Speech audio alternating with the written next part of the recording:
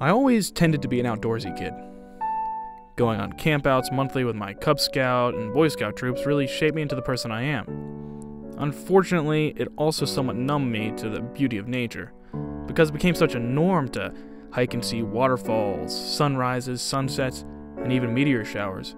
I was always stuck on the East Coast, seeing many things multiple times.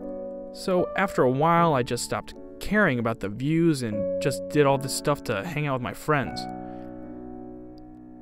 Eventually, I got the chance to go on a trip out west to Steamboat Springs, Colorado, with my family to go skiing. I figured it would be fun, because skiing was a new experience and the location was the best place to go for this kind of thing. But I got such a more rich and fulfilling experience out of it than I could have ever expected. The flight in, aside from being my first flight, was beautiful. Vast expanses of flat land, followed by towering mountains. All we have around Maryland are hills in comparison. The week progressed, and at the start, it wasn't anything special. I learned to ski on some of the greatest snow in the United States. Don't get me wrong, that was awesome. And to this day, skiing remains one of my favorite things to do, but it took till a bit later in the week, when I was good enough to access the peak of the mountain, when I really began to understand exactly where I was. It never really dawned on me how far up I was, and it was a weird moment, like a sudden moment of awareness of what has been right in front of me the whole week.